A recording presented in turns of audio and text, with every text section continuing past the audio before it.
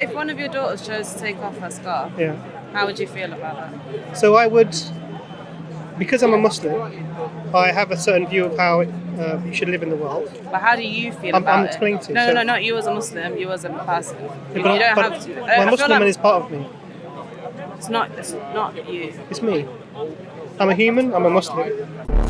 I thought, obviously, you can have gay thoughts, but you can't act on them. No, so your thoughts are not in your control. If you can't control something, how can you be held accountable for it? This is a sister from a Hindu background whose sister became Muslim, his mother became a Catholic, and she had a few questions about Islam. She was a little bit short of time, and she was trying to rush through some things. We touched on a few points, so we touched a little bit on evolution, we touched on homosexuality and whether or not sins take you outside of Islam or not, and then we touched also a little bit on whether or not you can be good if you're not a Muslim. And these are quite interesting points. We tried to cover them very briefly, but the main question we would want to get to is whether or not God exists. Unfortunately, the sister didn't have time for this. Because I used the wrong name, and I'm now like, okay, so I found a flaw in that. Even when it comes to covering, I've always grown up modest, grown up in an Indian family. This is the first year I've ever worn a t-shirt, like small things, but I'm like, okay, be comfortable. I don't think that most girls, by their own whim, like I chose not to cover. I had the option still. I get the intention behind it, but I don't think that most women. Do you like your community will come for you if you go against Islam? I understand what you're saying. So I don't know if a lot of it is fear-based respect for the religion. Have you spoken to many sisters, Muslims? For that whole month of Ramadan, I sat in the room with them, and they're just like me. They're just like, say after all the prayers and and everything, I was like, I'm ignorant. Teach me how to clean for the first time. Teach me how to wrap myself up. I didn't do it with my sister. I didn't want to make it about her. I was like, let me learn for my sister's sake because I love my sister so much and I want to learn. I went to church with my mum for her baptism. I was like, this is if it brings you peace, I'm so for it for you. My sister's never tried to convert me. I just want to learn more. Not to find. Maybe when I'm older. I don't believe in a creator. Why is there a guy? Why is there one person that had to have created this all? I did chemistry and biology in school, and I believe in that. I believe in if I do something good will probably come to me, and if I do something bad, by force, bad will probably come to me. I believe in consequence. I don't believe there's one person that's just. Say if you murdered someone, right? And I murdered someone. Who decides whether that was a willed murder or not? If I say you're a bad guy, and someone else says, no, he's a very good person, he could be a good person, but by my laws, he's bad because he might eat pork. But by yours, he might be good because he saves people. Do you know what I mean? So I know everything comes down to Judgment Day. I just don't think there's one person that can say yes or no. I don't think it's possible. I don't even believe in a Judgment Day. I just believe in consequences of your actions today. And then that's it. Even where do you draw the line? So say if I was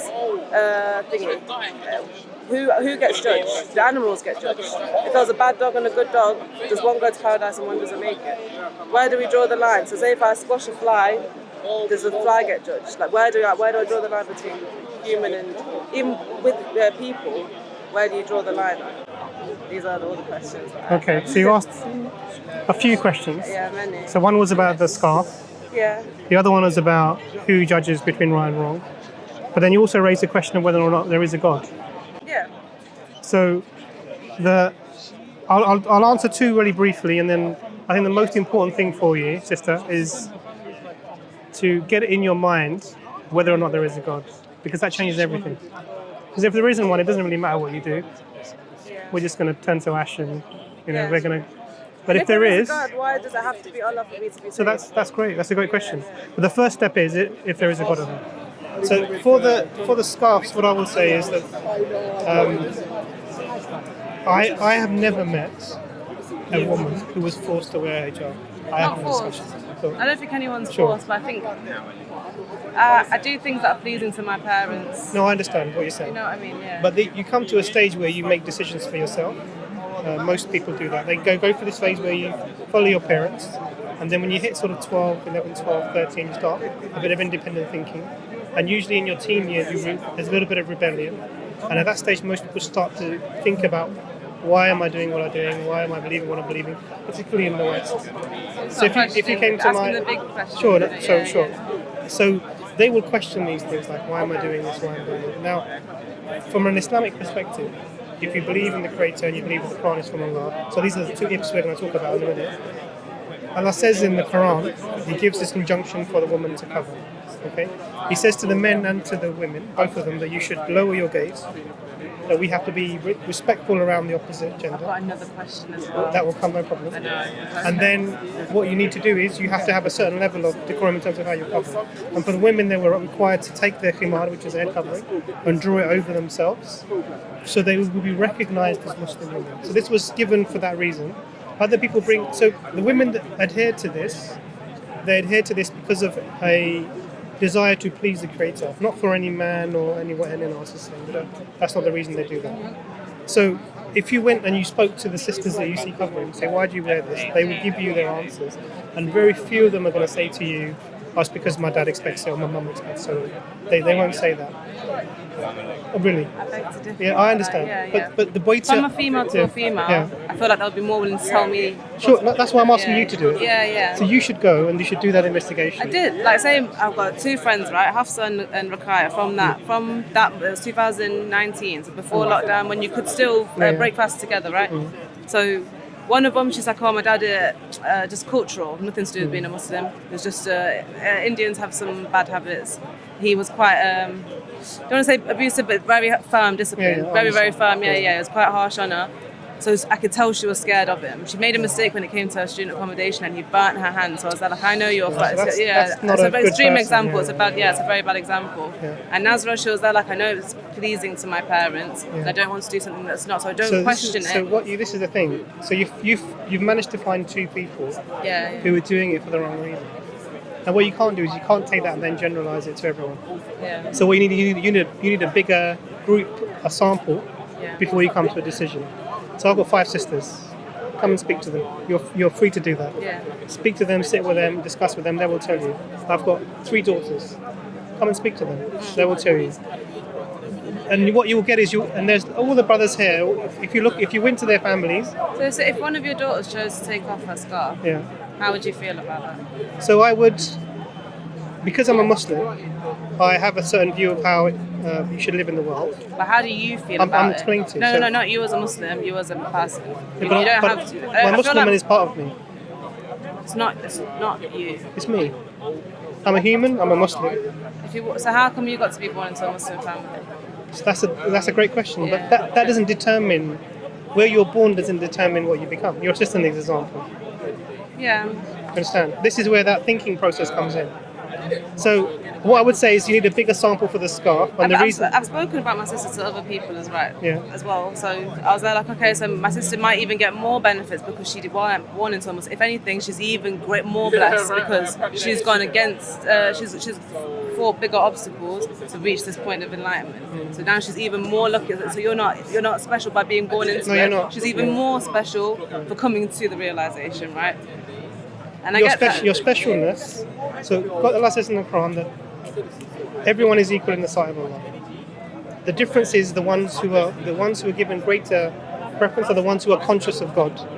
So there's nothing to do with your background, nothing to do with your race, nothing to do with what religion you're born in or anything like this at all. Everyone has their journey. Whether you're born in a Muslim family, I've seen many people go outside of that and then come back. Well, go outside and stay out. Whether you're born in a non-Muslim family and you search and you find the path. Because there are some things that are innate. Like you said to yourself, you saw the blueness of a particular god and you asked the question, you knew there was something not right about this. And it wasn't not right. Okay, I thought I was asking what's the intention behind it, and instead I got told I was blessed. So it was easy for me to shut down that because I thought, okay, this is something I can't question. I don't really want to know it because what's the point? Sure. You know what I mean? Why was it put in front of me if I can't? I understand. If I can't question I agree. So this is my main one. Forget all the other things that I've said. So have you ever met a gay person before? Yeah. And you ever looked at them, so say a gay man, like say someone that's born like that, and you can tell you are always going to be gay. I've met people before and they're like, no way would you ever like someone of the same sex. That person is never going to see paradise, right? No, that's not true. I don't believe that under thingy, under the Quran, under Islam, he's not going to. That's not true. Unless he turns away from these thoughts. That's not true. I've met people, Let me I've met explain. male and female. I know people that are good people. But sister, the assumption you're making is not right. I've met them. Yeah. No, I'm not saying you haven't met them. But I've met, and I know that they're not. But how can you? You can't be. You can't be a gay Muslim. That's who like an told you that? oxymoron. That's not true. That's not what. How? Let me explain to you. So. This is mind blowing, by the So- way. Try follow this. Oh, It's but deep. no, but I'm saying. So oh, we wait, have a brother who's openly admitted that he's gay. Yeah. He has his own Islamic channel. Suhail. Is it Suhail? No, it's brother There's a guy from Paul Balkans. Williams. Okay. Brother Paul Williams. He has 130-something thousand followers on his channel. Yeah. He's openly admitted. He's even done in a masjid. There's even done a talk with a sheikh, I think, On homosexuality. on homosexuality. So we have to understand Does he there's a have a few. wife? No, he's gay. No, So to the word, he is not a Muslim. No, No, that's it's not not true. true. So let me explain. To be a Let me just- Muslim, right, you have to just testify there is no God but God. Muhammad is his final messenger. Yeah. The Quran is from Allah, right? Homosexuality is a sin, but many things are a sin. So The that- only unforgivable sin is to associate partners with Allah. So your deeds will be weighed on a scale, and It's not- it it's doesn't even more profound than exclude this. you. Yeah, the So Prophet let me can explain try better. and let me lay the foundations for you, sister. Yeah. So our purpose here, we were created. We're told is to worship the Creator alone without partners. We know in ourselves that this tree isn't God, the grass isn't God, the moon isn't God, this man isn't God. We know this from ourselves.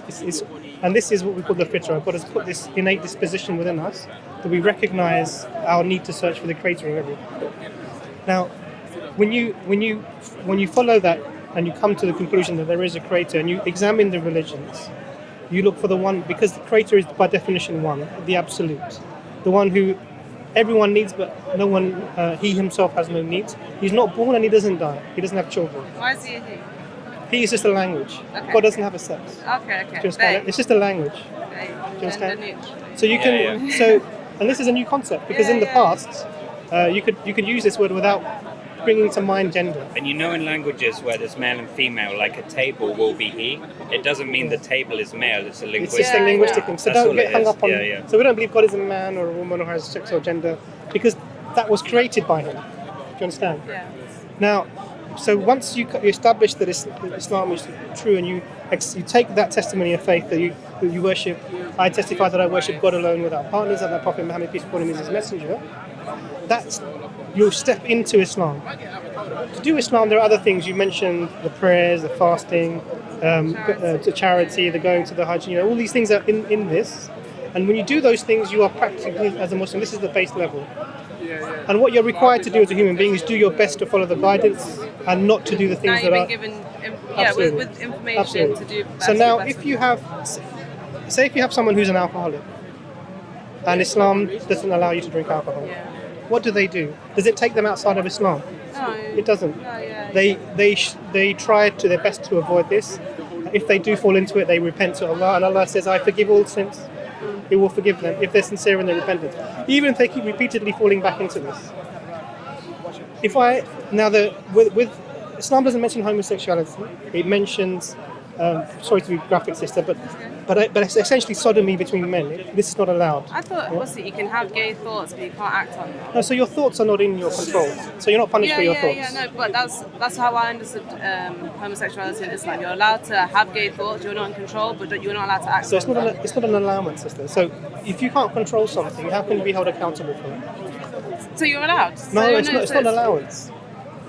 If they happen, it's not either way or other. It's not like you can sit there and actively think about gay things. You understand? Yeah. That's a different thing. Yeah. If gay thoughts If they happen, happen, it's nothing that would be an issue. But now if you've acted on it. No, it's different. Let me explain the steps. If you had these thoughts and you could not resist them, and you were in your home and you found a partner and you did homosexual acts, this is a sin in Islam. Just like alcohol drinking is a sin in Islam. What would you do in that case? That individual, what would they do? They would repent to Allah for what they have done, and Allah would forgive them. Okay. You understand?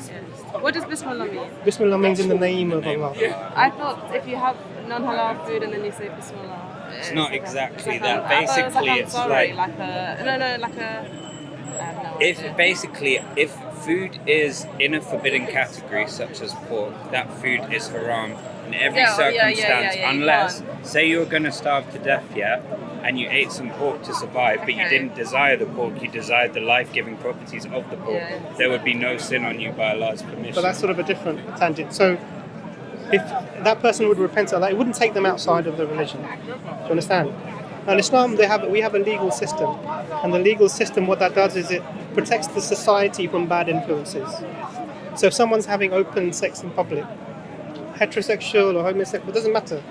That's punishable. But tell her the criteria of how strict it is. I know, We don't need to go There's there. no need to go into that. I think it's so profound. No, though. brother. But we're going to overload the sister with information, and what's going to happen is that she'll miss the big point. Sure, okay. So I know 2 Muslims that are gay, Yeah. personally. Yeah. Okay, one of them I met. I didn't know that he was a gay person. I worked with him for many years.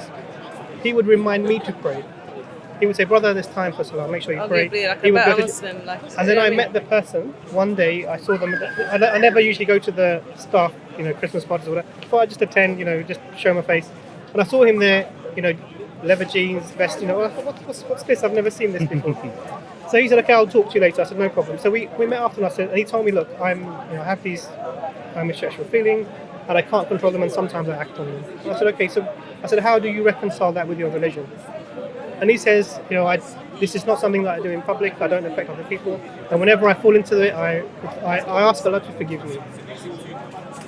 Now that person, because if he's asking Allah to forgive him, he's been sincere and he's doing his best, none of us can say he will not go to paradise. So you can sin as long as you ask for forgiveness. That No. doesn't make sense. It's not you can sin. You can't trick God. He is intentionally acting on his gay thoughts. No. If he's unable to control something. So We can all control it. Right now, no one's acting on anything because I'm controlling myself. So if that's great. If you're in that position where you can control everything and you're not falling into it, that's fine. Good for you. And we have brothers that are like this, who may have these thoughts and these desires, but they don't fall into these actions and they stay away from that. Okay? Now that's excellent. Alhamdulillah. Imran, just to add to that, it applies to heterosexual people as well. As well, yeah. So if gay you're not Muslim married, thing gets if you're me not, though. if you're not So I don't married, understand how you can do gay things and still be a Muslim. That makes no sense. To the Because- word, you're not a Muslim. Because homosexuality is a sin, but it does not take you outside of Islam. Yeah. Islam But you is just a said I simple know thing. 2 brothers that are gay. Yeah. You just said so you are gay Muslim. That's Yeah. that's impossible. No, You it's can't. not. How are you going to be judged if you acted? That means you're Because, encouraging it. look, Like the thing is, right, you're acting on it. So now if someone else said, Sure. "Oh, it's okay if he does it," so now You're- I can do it you're as well. polluted Now this- that you know that these 2 brothers do that, you can go, "Oh yeah, guys, you can there's, do there's this." 2 elements to this, right? The first is you must try and have an accurate idea of to be a Muslim is a simple thing. It's to testify there is no God but God and Muhammad is his messenger. That's it. Okay, if you accept those 2 things, you're a Muslim. You might not be a fully practicing Muslim, but you are at your core a Muslim. So Why a do you sin have to- does why- not take you outside the fold of Islam by Allah's mercy and But only permission. by those conditions am I a Muslim. If I have to accept, I have to say that. Let me give this. If I think that homosexuality should be allowed and that the rules in Islam are wrong, that would be something that took you outside of Islam. Do you fear God? Because you're saying- Do you fear punishment from him? Yeah, in we- a sense. So, It's more like an But awestruck. he gave you life and he gave everything else here. Why do you fear sister, him? you're jumping many. Let me just. No, finish that point. it's thingy. It's relevant. So I like I'm the saying, question. yeah, thank It's you. a good question, it's a good No, but I'm saying, so you're saying this one crit. So I gave up 1,000 gods. Hinduism has 1,000. So I said I don't believe in any of them anymore, right? And then I went one more further and I said, do you know what? The creator as well. I don't think I believe in this person as well because.